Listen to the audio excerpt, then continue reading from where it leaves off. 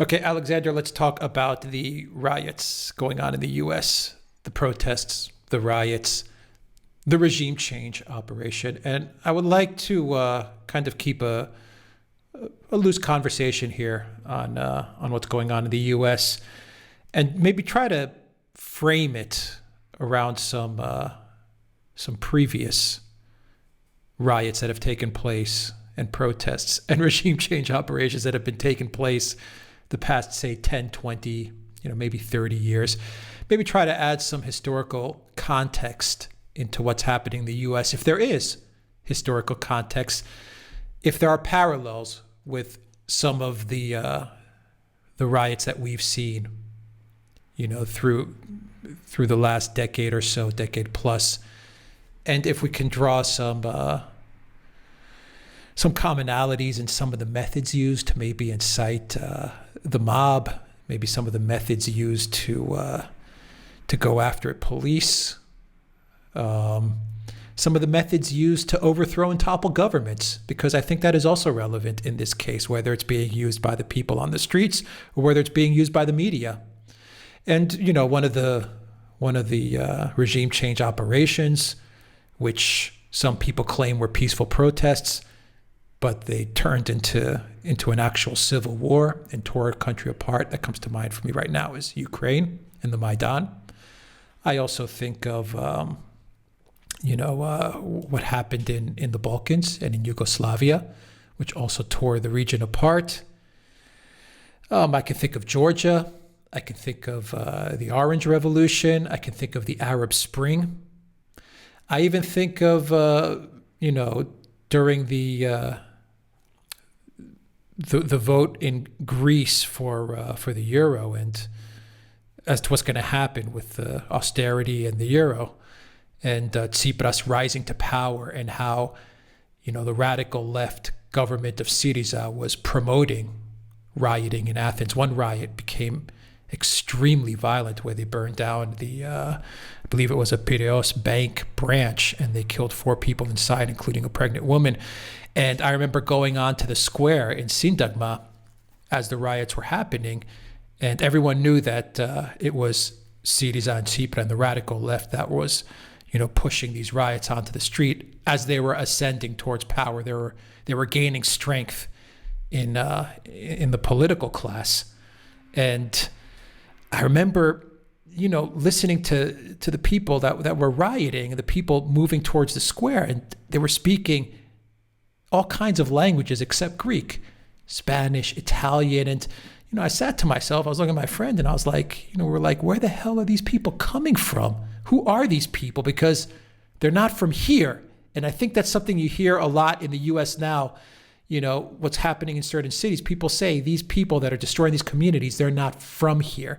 So Alexander, I said a lot of stuff. Like I said, let's keep this free flowing and just talk freely, touch whatever historical points you want to hit upon as to, what's happening in the U.S. and what you've seen in your experience as an analyst over the past 10, 20, 30 years.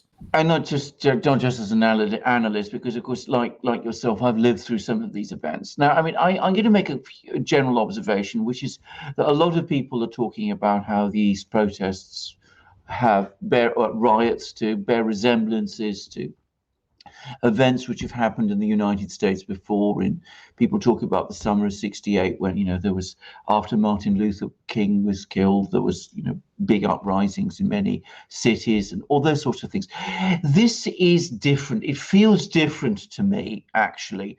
I think that obviously there is something of those earlier protests about these, and there are economic grievances, no doubt. There are social differences. There are race issues. There are also, unquestionably, as there were in those other protests, an element of people coming, straightforward criminal activity, people looting and ransacking things and that kind of thing. But there is something a bit more organized about these and more targeted about these protests.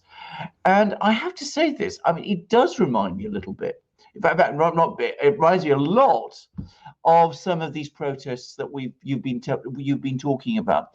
And I can't help but think, can't help but think that once again, we've seen some of these regime change operations that the United States has been exporting around the world. They're now getting re-imported back, so that things that the United States has been doing in other places. You mentioned Ukraine, and I think Ukraine for me was the extreme example of this, because there was a huge amount of violence. People always talk, skate over how much violence there was on Maidan Square and around Maidan Square. And I remember hearing again, we can't call this rioting.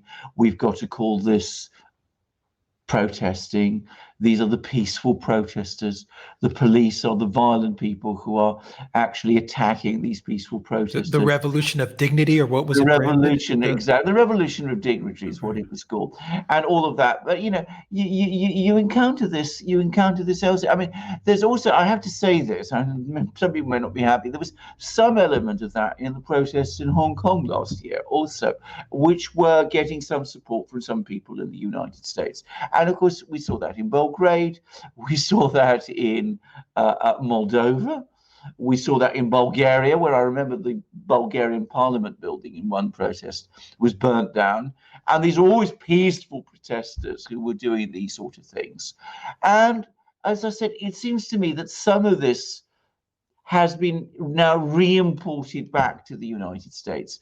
And there were certain features that all of these events had in common. There was social media playing a huge role in organizing these protests. And you see social media being used in something like the same way in the protests in the United States also.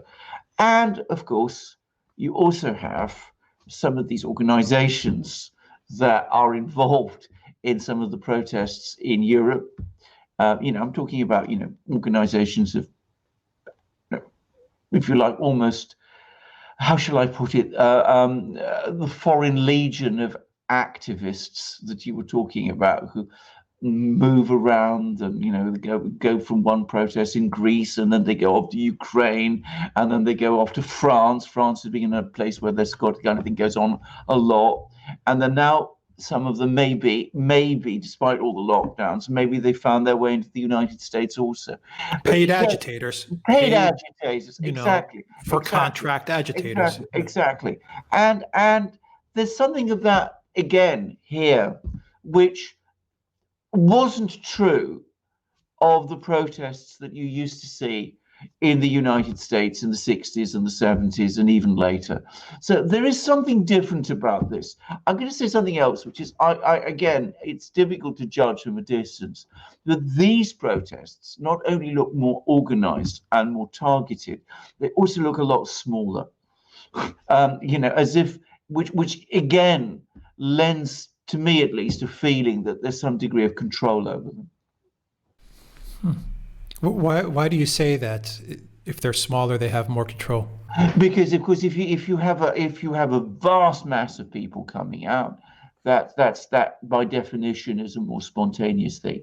If you're doing something which is more controlled, it does tend to be quite a small group of people with activists running it more effectively. Activists have more difficulty controlling a big protest secretly, and that's a very important point.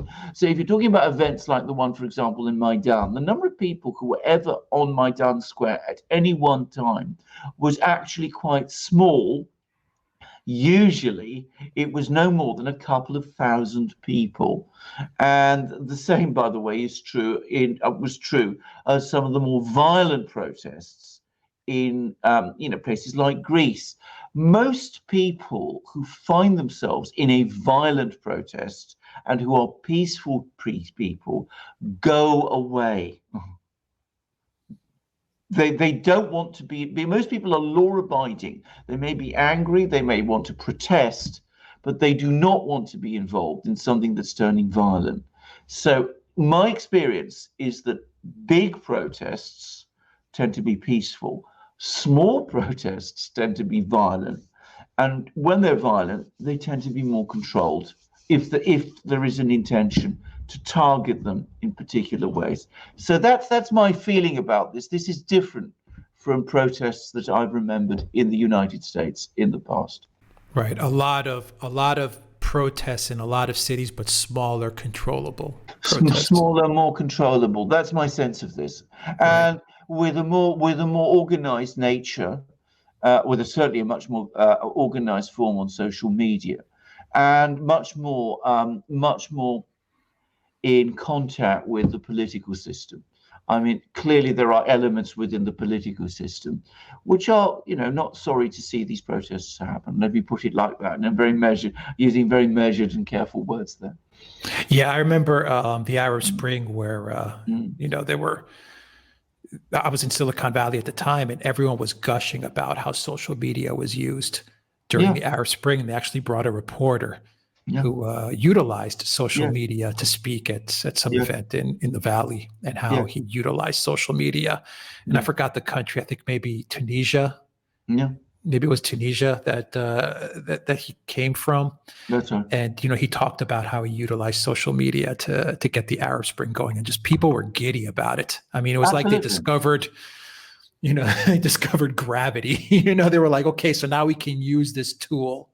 I remember this. I remember very Yeah, well. for I remember this very. I mean, it was already starting to be used in Yugoslavia, but the place where, for me, I really noticed it was when there was a big protest and about a regime change operation in Moldova, and there was an election in Moldova, and Twitter was used to organize protests against that election, and they resulted in the Parliament building being burned to the ground again, or stormed, or something of that kind. But it was clearly a very organised event, based in that case around Twitter. And again, there was huge enthusiasm and excitement about this. The Twitter was being used to, carry out these huge changes in these countries, disastrous for those countries, by the way. Moldova has never really recovered from the imbalance, the destabilization that particular event caused. But now we see it happening in the United States. Yeah. Let's go back to Ukraine real quick. And then after Ukraine, I want to talk a little bit about Moscow and Russia as well, because they were caught off guard. I believe it was 2012 with riots that didn't go over too well. But anyway, we'll get to that story as well. But I want to revisit Ukraine and the Maidan. And one of the tactics that I saw in the Maidan that they used to really escalate the violence further and get to their goal of overthrowing the Yanukovych government and eventually, pushing the country towards a civil war, was they targeted the police, the riot police, or the full-time police officers. And they were targeting them in two interesting ways. Number one is they were bringing sharpshooters from out of the country. Some people speculate that they were Georgian. I think we have pretty good evidence that these people were from Georgia. I think it's very strong evidence. Yeah, and they were positioning them at the Ukraine hotel on the Maidan Plaza, and they were taking sniper shots at the police in order to create that tension between the officers and the crowds.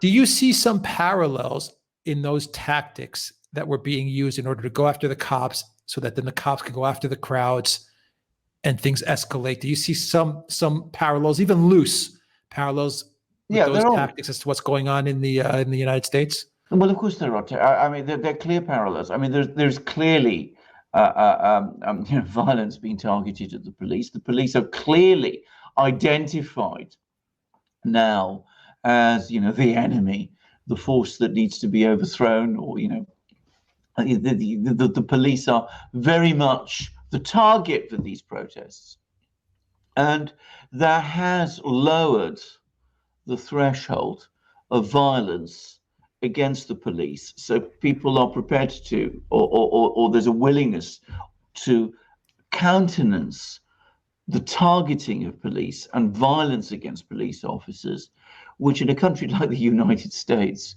there generally isn't. So there is that element also. And of course, if you start shooting at police officers, they shoot back, people in the middle get killed, and then you blame it all on the police officers. So this is what happened in Maidan Square. And quite likely we're going to see it in the United States also.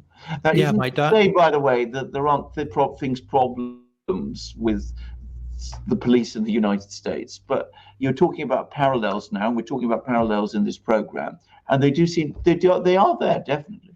Yeah, I'm talking about how you incite, Yeah, the mob, how you get things escalating, and yeah. in Maidan, Well, the snipers provocation, they were taking, yeah, provocation. They were taking shots provocation into the tactics. crowd, and they would hit Absolutely, police, but they would also hit innocent civilians, and then things would just absolutely. barrel out of control from that point Yes. onwards. Absolutely. Another, Provocation tactics, as they're called, are a well-known device for creating instability. yeah, another event that took place in Ukraine, not the Maidan, but it was in Crimea, and I Mm, believe it was Sevastopol, and it was at the mm, either the parliament, the main parliament building, or the mayor's house, the mayor's residence, is as they were grappling with, what was going to happen in Crimea, and Crimea obviously was going to break away. That was the undertone there, that mm, Crimea and the people of Crimea, they saw what was happening in Kiev, and they mm, said, we're going to break away, and we don't want any part of this coup. mm. And so there was a gathering.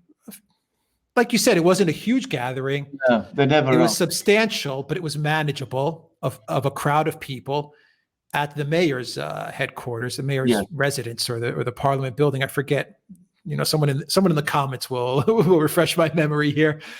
And I remember watching a documentary many years ago, and they had a Russian intelligence officer who Mm, was looking at the crowd, saying it was amazing that this area where there was 500-600 people didn't result in mass violence breaking out on the mm, peninsula, because he was saying, look at that guy over there in the red shirt, look at that guy over there in the red shirt.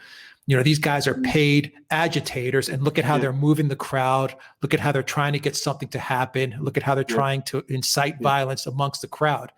And he was pointing out all these instances as to these people in the crowd whose job it was to try and turn what was in essence a peaceful gathering yeah. of a large crowd into something much more violent. But they sniffed them out. They sniffed out these people. They got them out of there, and nothing happened. And of course, the rest is history, in that Crimea was able to break away from Ukraine in a relatively peaceful manner, actually a very peaceful manner. No one died from what happened in Crimea, from them moving away from Ukraine. So what do you make of that? The fact that you have to identify the agitators early, otherwise things can escalate. Absolutely. Well, this is actually, there's a very interesting film. In fact, the one that you're referring to, a documentary, it wasn't in Sevastopol, by the way. It was in Simferopol, which is the capital of Crimea. Simferopol. And there was a protest, and it was a couple of thousand people. And as you rightly say, the Russians were keeping a very careful track on it, and they were able to identify within it, not just because they knew them, but because they knew the way these people work, and they know how people, within a crowd, are able to manipulate and control the crowd. They were able to identify exactly who the various individuals who were trying to organize and orchestrate this crowd were. And that particular instance was a case, unquestionably, where the intention was to start violence. If that protest had not been controlled by the authorities, contained by the authorities in the way that it was, there would have been violence, and that would, of course, have completely changed the entire dynamic of the situation in Crimea. The Russians, who were by this point very familiar with these tactics, were obviously very, very much on the alert, and they were able to, use their intelligence and their information to break the protest up, to isolate these people who were sort of orchestrating and running it, and to basically keep the situation calm. So it's a very, very interesting film, probably not easy for our viewers to find, but highly educational for anybody who wants to see it. Now, I hope that in the United States, that kind of information also exists. To what extent it does, I don't know. But, if you want to understand how crowds can be controlled, and how it's possible to disperse that kind of a crowd without violence. That is the film which will tell you how to do it. Yeah, I think it's Crimea Return Home or something like that. Something like that. Yeah.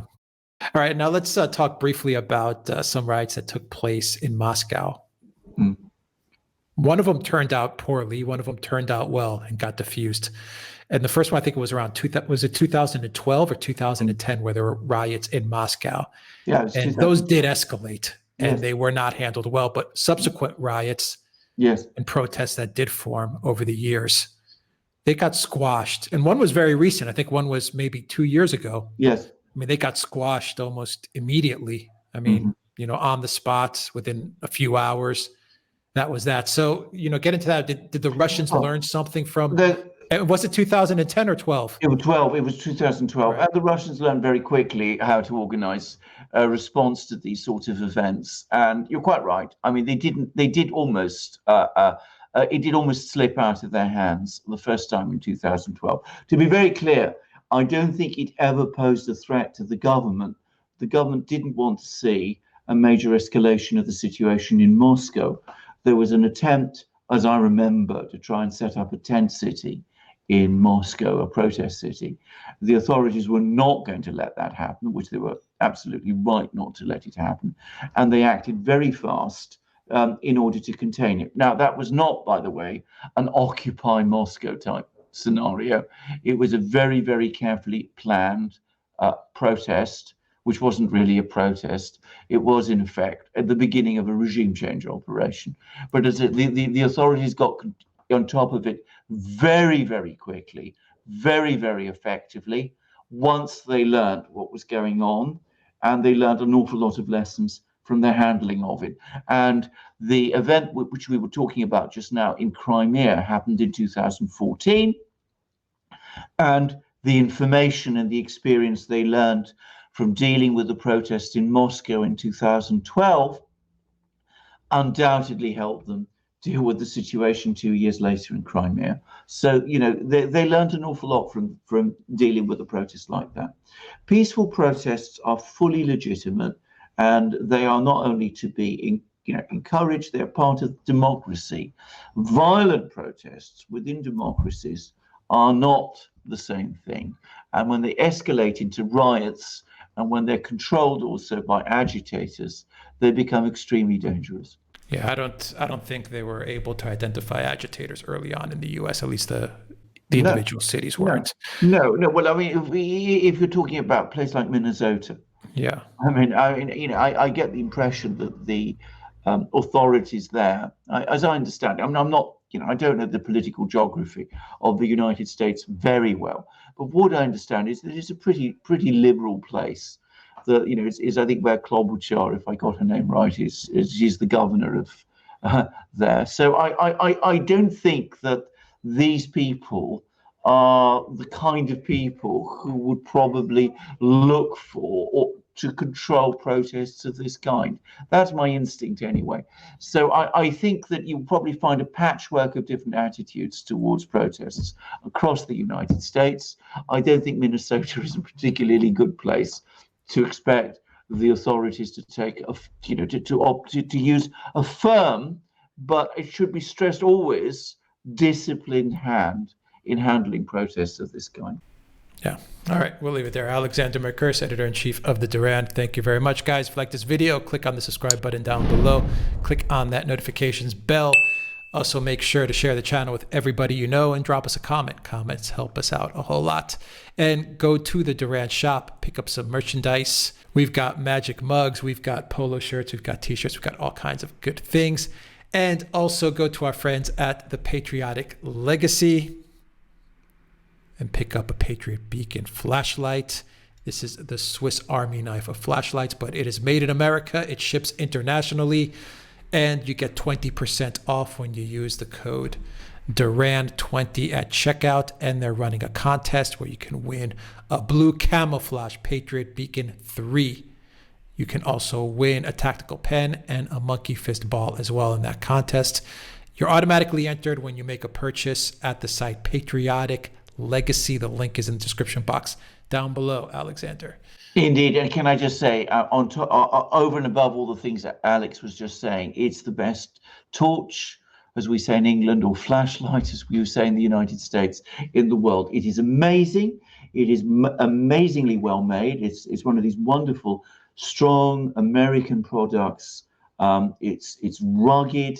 In fact, it feels indestructible.